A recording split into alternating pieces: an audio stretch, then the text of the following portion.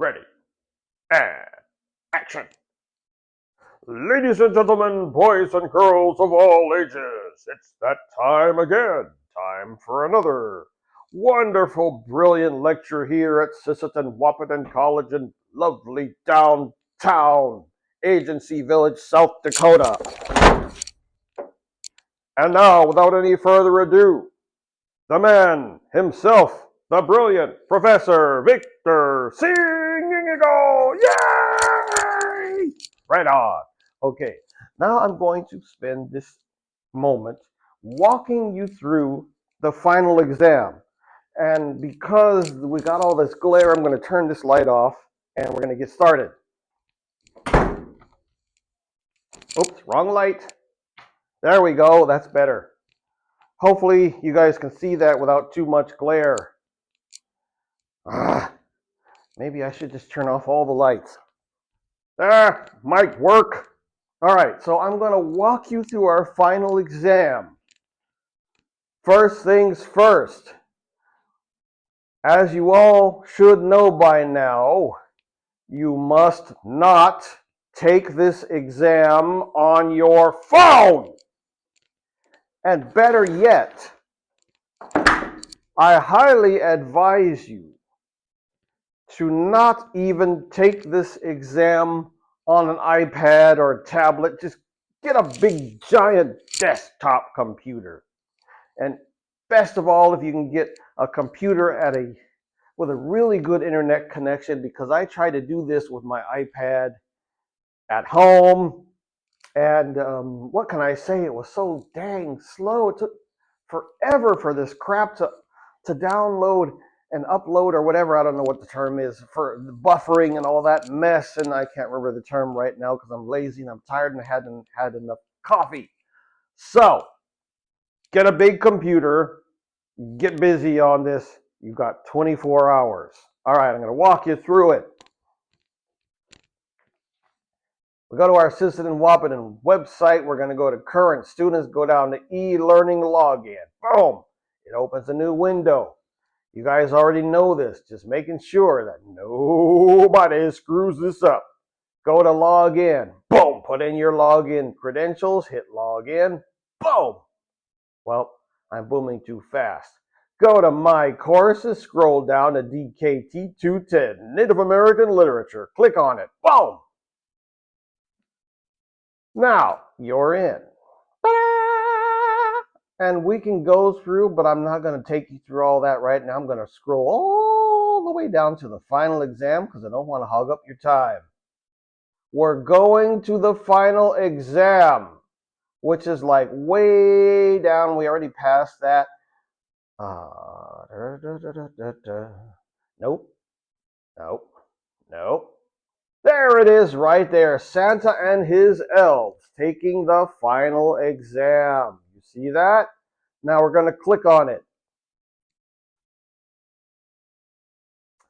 Now, as I was making this exam, I did it quickly because the school was locked up tight and I had to do it in the CDL room to revise and post this exam. So there were some weird formatting mistakes that I fixed. I went back and fixed it.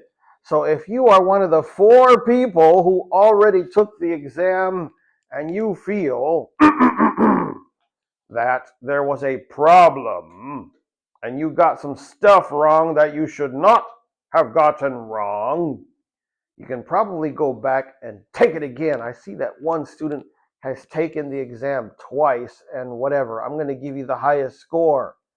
So I'm going to go to preview quiz now because I don't want to show you the answers. So here we go. Let's look at the questions. It looks like there's a total of 25 questions, 10 true false, 10 multiple choices, a matching, I think there's 10 terms, and then 1, 2, 3, 4 essay questions. You got it? Here we go. And Scott Momaday, words from a bear. True or false? Your professor argues that our textbooks give too much credit to the late author N. Scott Momaday, Kiowa author, who is probably the main inspiration for Native American Renaissance.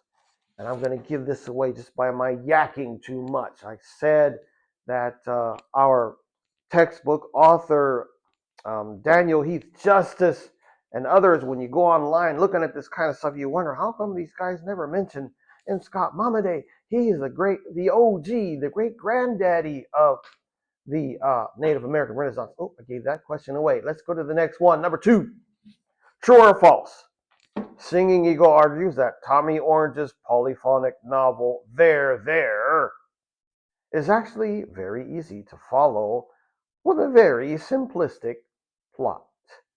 I hope no one gets that wrong. Number 3, true or false? A major plot of There by, oh, look at, you can even hover over it and click on a new, let's right click on it, new tab, let's see what it is. Oh, there's a YouTube. You folks have no idea what I don't feel like watching your stupid commercial, but never mind, you can click on it. Major plot of There by Cheyenne Arapaho author Tommy Orange is a group of gangsters led by Octavio Gomez, who 3D prints guns and plans to rob the big Oakland powwow. That's a wonderful AI. I described the plot. I probably told you this before, I'm talking too much. But I described the plot of the story to AI, and I asked it to draw these 3 tough gangster-looking Chicano Latino dudes hanging out in Oakland, and that's what AI drew for me. Not bad. Next one. I had to reformat this because originally it got rid of this part here and it just had a video. It says, your professor tells a story that blank, and it had this picture or this link. So I reformatted this. True or false? Your professor tells the story, a story, that the Pleiades are actually 7 little girls who broke taboo and got stuck dancing in the night sky forever. And you can click on it and watch and answer true or false. Next one, true or false? Just like mainstream literature, all native lore features an omnipotent creator making human beings all by himself without any problems. Next one, I'm going too slow. True or false? In her video, Why I Write, Choctaw author and playwright Leanne Howe explains that by writing fiction, she always expands her knowledge base.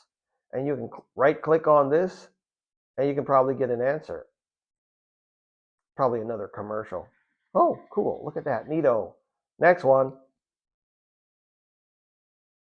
True or false? As Professor Singingeagle repeatedly points out, Native authors never have disagreements because they want to present a united front against mainstream literary critics. Just look at that picture, you can already see. Never mind, keep going, I'm too slow. Here's Tiffany Midge when she was a little schoolgirl. She's so cute. True or false?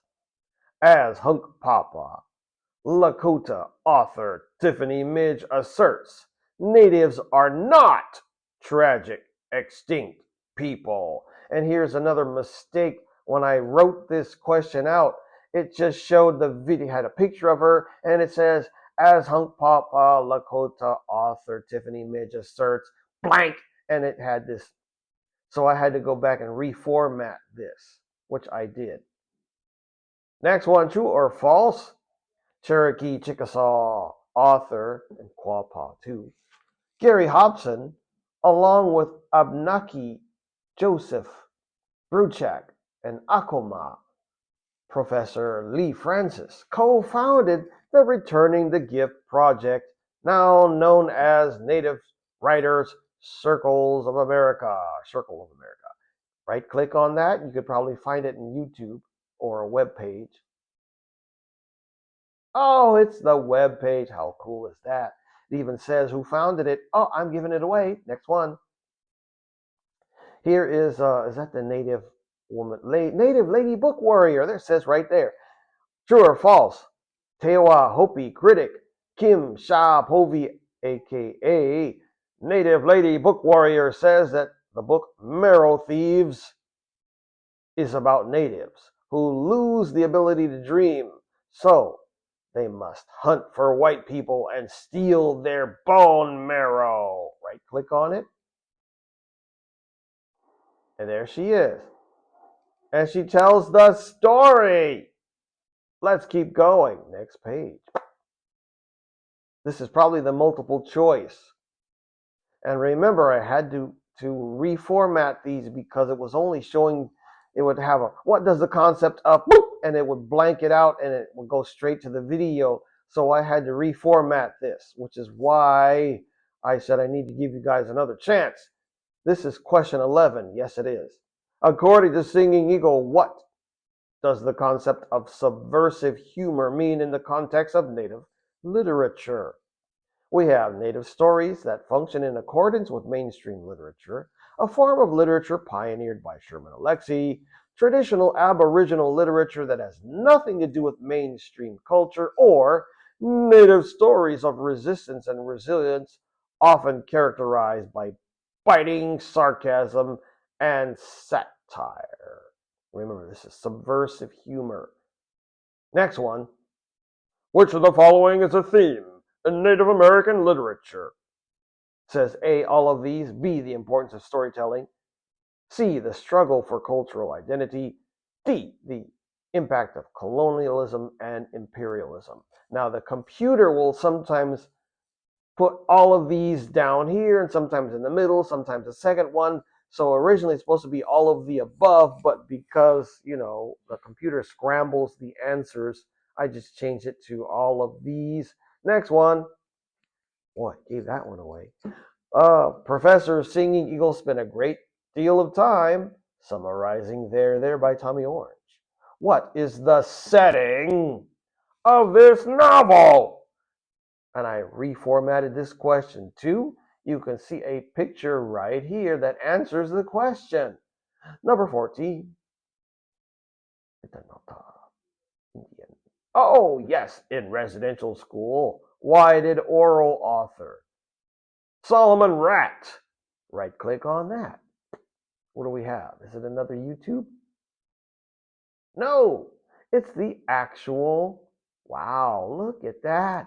You can actually hear him read it. Neato. It's the text, too. He's Woodland Cree. I think I know him. I used to sweat with him. Never mind. It's either him or his son. Anyway, why does Solomon Rat Woodland Cree dislike playing the Indian in Cowboys and Indians games? 2 points. A, because Indians were always the villains. B, because it is a colonial misnomer indiscriminately applied to all indigenous peoples of the Americas. C, because of what Heath Justice and Singingeagle call the era of shame, or D, all of these. Next one. Tackle. Tribal Anti-Corruption League. I like that. In the story Republic of Tricksterism, read, listen, tell, page 172. Who is Chief Toby? That's in our book. I even gave you the page. Nobody's going to get it wrong. Who is Chief Toby? Right click on it. Let's see what it is. Oh, neato. It's got a video. It's got the, oh, that's not a video. You can read the whole thing right there if you don't have your book. Neato. Boom. All right. So, wait. Who is he? I'm not supposed to be answering. Clear my choice. Thank you. Who is he? He's a trickster who loves to play jokes on native politicians. He's a conceited, corrupt tribal politician who considers himself to be the Grand Chief of the Federated Saskatchewan Indian Nations, or Federation of Saskatchewan Indian Nations. The novel never explains. He is a benevolent, self-sacrificing, and powerful leader of the Federation of Saskatchewan Indian Nations. So which one is it? Then we got Laura Tohi. This is question 16. In her interview with Professor Singingeagle, Runaway Potawatomi, what did Navajo author Laura Tohi say about her experience in boarding school? Again, another reformatted question because I think it stopped at what did Laura Tohi say, and then it went straight to the video, so I had to reformat this and add this part here. The answer, A, none of the above, should be none of these. I'm going to have to, you know what, I'm going to reformat it right now because that's messed up. Edit question. Let's edit the question. None of the above. See, the computer keeps scrambling it. None of the above. I'm going to say none of these. And we're going to hit save. Then we're going to go back to the question. There we go. The question says, what did she say about her experience in boarding school? The teachers appreciated children's traditional stories and encouraged them to write them down as much as possible. Or, she said, the nuns and other teachers practiced forced assimilation where children were terrorized into giving up traditional ways in favor of acting more like non-natives, or that Indian children were completely ignored in favor of non-native children. That's terrible English, but I'm going to leave it that way anyway. Next one. Then we have, oh, I love this. I wonder who drew that. That's cute. That was not AI. I think I snarfed that off the internet. What are the three F's described by Singingeagle, Runaway Potawatomi, regarding the roots of mainstream futurism, Afrofuturism, and indigenous futurism? And again, reformatted. You can click on that. You can find the answer by just clicking on that. So we have A, future. Remember, we're looking for the three F's. Future, financial success, and fluid intelligence, or fear, fun, and freedom. Or C, fabrication, facetiousness, and friendship. Or D, fighting, ferocity, and foolishness. What are the three F's? I said that mainstream futurist novels and movies is oftentimes rooted on one of those F's. Afrofuturism, mostly in the music, and a couple Afrofuturist movies, is focused on one of these F's, oftentimes. Not always, but oftentimes. And indigenous futurism, mostly in our novels, is focused on what? One of the F's. You figure it out. Next one, I'm talking too much. This one also reformatted. Who was Gertrude Simmons Bonin? So we got an Arab Laguna writer whose works combine influences of feminism and her native heritage, or also known as Zit Kalasha, Redbird. She was an early advocate for the rights of Native American nations. Or C, a prominent German missionary who helped Christianize the Yankton Dakota people. Or D, a Catholic saint and virgin known as the Lily of the Mohawks. Then we got the next question. This is 19.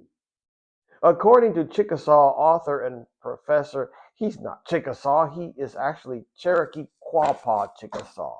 Never mind, that's good enough, because Chickasaw is on there.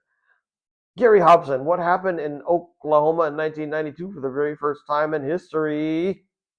We got American Indian writers came together to compete in the world's largest indigenous MMA battle. Yay! Or President Abraham Lincoln allowed the largest mass execution in the USA. Or Native writers from all over the Americas gathered to share stories and to celebrate.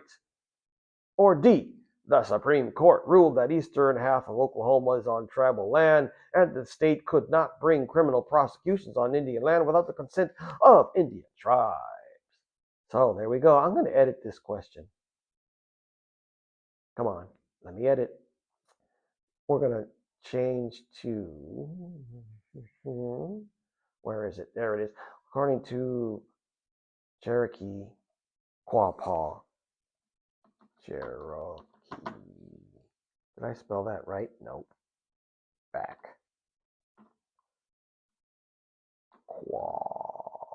Oops, spelled it wrong. Paw. Chickasaw author, Professor Gary Hobson. What happened in RTG? Boom, I'm going to hit save. Save. RTG stands for returning the gift. See, right there, returning the gift.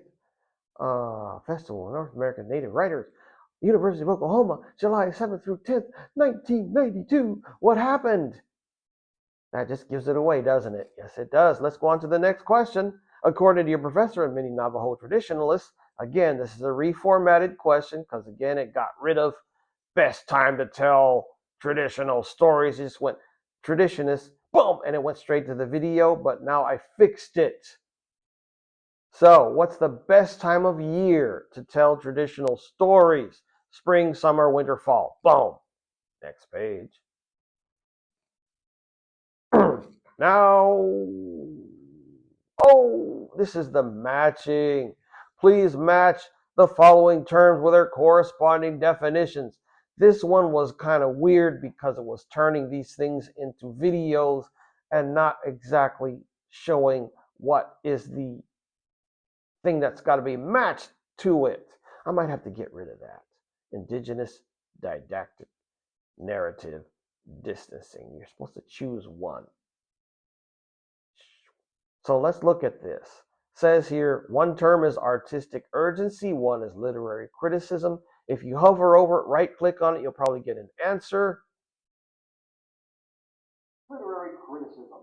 Now this is where stuff gets boring for goody.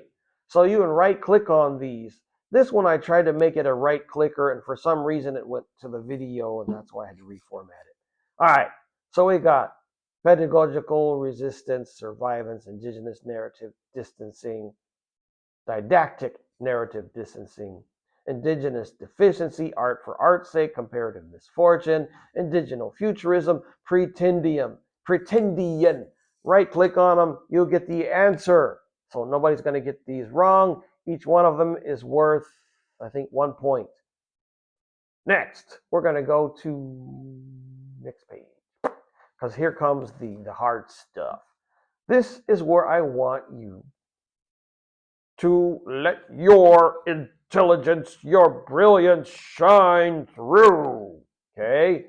Comment on this quote from Drew Hayden Taylor. I believe I made a video and I posted it on e-learning for you guys to look at. But here it is. You all may remember Kermit is quite famous for his rendition of "It's Not Easy Being Green." I can relate. If I could sing my song, it would be "It's not easy having blue eyes and a brown-eyed village." Yes, I'm afraid it's true. The author happens to be a card-carrying Indian. Once you get past the aforementioned eyes, the fair skin, light brown hair, and noticeable lack of cheekbones, there lies the heart and spirit of an Ojibwe storyteller. Honest Injun, or as the more politically correct term may be, honest Aboriginal. You see, I'm the product of a white father I never knew and an Ojibwe woman who evidently couldn't run fast enough. As a kid, I knew I looked a bit different. But then again, all kids are paranoid when it comes to their peers. I had a fairly happy childhood, frolicking through the bulrushes. But there were certain things that even then made me notice my unusual appearance. Whenever we played cowboys and Indians, guess who had to be the bad guy? The cowboy. So this is, once you comment on this, this is pretty much a freebie. But keep in mind that if you want full marks, don't just comment on it. Make references to some of our reading, some of our lectures, some of our discussions. Put your own opinion on there. Don't give a lazy answer to this question. Matter of fact, I'm going to edit that and I'm going to put it in there.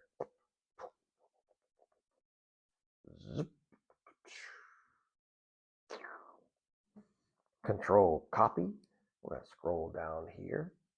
It says right there, please do not give a lazy answer to this question. This question is worth 10 points to get. I'm going to copy this whole thing. I'm going to stick it in the body of the question itself. Boom. Now, I'm going to take this. I'm going to highlight it, and I'm going to undo that, and I'm going to take the color, and I'm going to turn it into dark blue. Let's see how it looks. Please do not give a lazy answer to this question. It is worth 10 points. I'm going to do this. We're going to go to Georgia. We're going to do font size 5, and we're going to bold it and italicize it. Boom. How's that? And then we're going to take this, and we're going to make it red.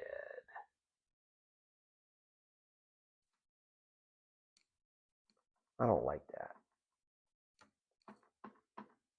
Let's make it light pink. More colors. Boop, boop, boop. Nope. Fill sticks. That's good enough. Then we're going to take this part and we're going to make it yellow. Yellow. If I remember right, it's an EE. So we're going to go to EE. FFFEE or something like that. It says 6. We want E. There it is. Apply. I'm starting to remember my old code language. This one's going to be green. Why am I doing this? Because I want you all to pass this class with flying colors.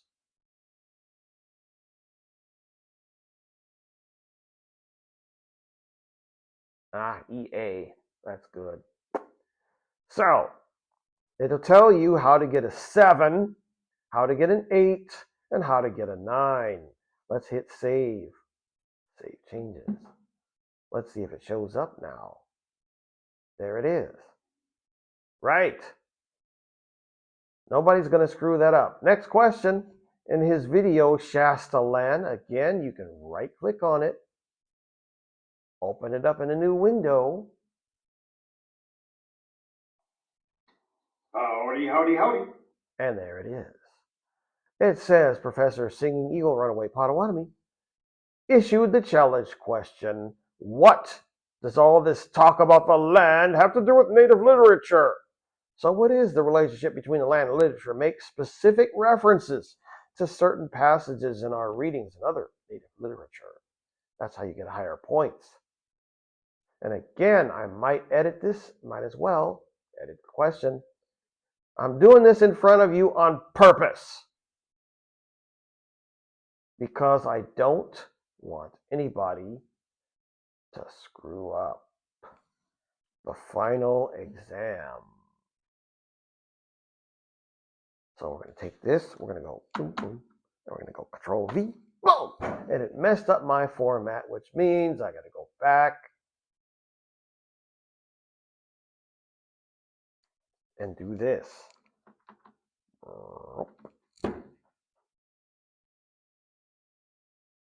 No, we're going to change this to, no, we're going to go right here. Please do not give a lazy answer to this question. It is worth 10 points. Georgia, size 5. Boom. And we're going to give it a color. Let's make it green again. Then we're going to go down here. We're going to do the same thing we did the previous one. Whatever. This one's going to be pink. Let's make it red this time. Super light red. That's good. Apply. Yellow. FFFEE or something like that. FFFEE.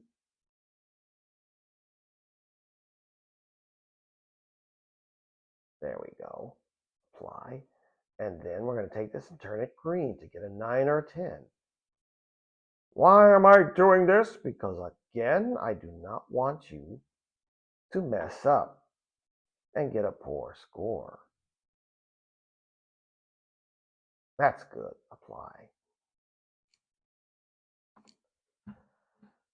Save.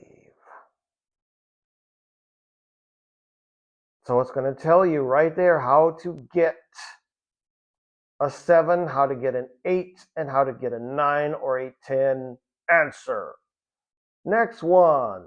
This is one that I posted on e-learning, so you had a preview. You can right-click on it and you can read his poem. Get rid of that one. It's a PDF. It's written in his language, which is called Meskwaki, and I made the mistake of saying that Meskwaki is Winnebago. It's actually, I believe, Meskwaki people are Fox Nation, and originally from Iowa. So there it is. And he has a challenge question that he wants me to ask you. That is Ray Youngbear. Read the poem. Then write an essay responding to these questions that he gave. Number 1, what elements of the poem feel explicitly tribal, cultural, or ceremonial? Which elements seem more universal or personal? Number 2, Youngbear asks whether or not the poem feels planned or just a muddy but poetic puddle. Using examples from the poem, discuss whether or not you see deliberate structure, pattern, or design. Number 3, Youngbear also asks, is an Indian writer who writes and speaks only in English a cultural misrepresentation? He challenged me with this question himself. He said, what do you think, Singingeagle? If you only write in English, but you don't write in Anishinaabe, Potawatomi language, does that mean your poetry is a misrepresentation? And I said, oh, good Lord. I haven't written anything in Anishinaabe in years. So he's telling me that maybe only English is a cultural misrepresentation. Hey, Singingeagle, you're misrepresenting your culture because you're not writing in Potawatomi. I was like, oh, dang, I can write prayers in my language, but I haven't written any stories. What do I do? So I want you to respond to his multi-part question using the poem as evidence. Consider how language choice, translation, and cultural expression operate in the poem. Students can also choose any direction, but all roads must lead to deep analysis. There's in order to get a C, in order to get a B, in order to get an A. Boom, next one. Here is your part 4 essay. Choose one of the following. Do not give a lazy one-sentence answer, and don't try to answer all the questions or more than one thinking that you're going to get more points, because you won't. Again, this is worth 30 points, so give me about 2 paragraphs. Question 1. In your opinion, what would the great American / First Nations novel of the 21st century look like? Describe its setting, plot, theme, and characterization. That's a freebie. Nobody should get this question wrong. Number 2, analyze the use of humor in Native literature. Feel free to refer to authors such as Thomas King, Cherokee, Tiffany Mitch, Papa, and Drew Hayden Taylor, Ojibwe. How does Native humor serve as a tool for instruction, social commentary, and cultural critique? Boom! And then the last one. In your opinion, what are some things that make Native American / First Nations literature different from that of the mainstream? Provide some specific examples to back up your claims. Boom! There it is. Again, if you want full marks, the full 30 points, well, I got to put it on there because it doesn't show up. Here it is right here. So I'm going to take all of this, Control Copy, And I'm going to stick it here because you guys can't see it for some reason. Control V. And I'm going to take this. Oh, I hate it when it does that. I'm going to hit delete. Boom. And I'm going to hit delete here. And then I'm going to go down here to these. And I'm going to get rid of the bold. And I'm going to change it back to font family. Whatever. It's not going to let me do it. Fine. I'm going to make it black. Black. Now, I'm going to shrink these down to 4 points. And I'm going to highlight them. I'm going to make this red. Red. And we're going to lighten it to an EE. Oh, that's EA. Nope. Whatever. EA it is. Apply. Next one. We're going to make this yellow. That's going to be FFFE.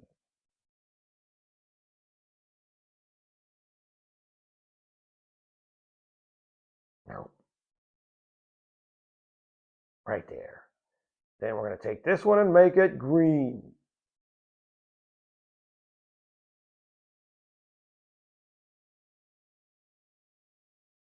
Let's say make it E. Nope. I'm going to change it again.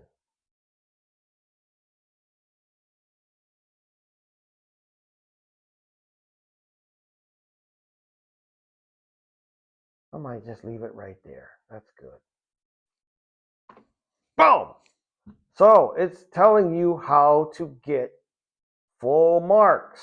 That would be an A, this is a B, and this is a C. I'm going to hit Control Save. Boom! So this is the last question. Make sure you follow and do not give lazy one-sentence answers to any of the questions. Now we're going to get off of this. We're going to go back to the final exam. Boom.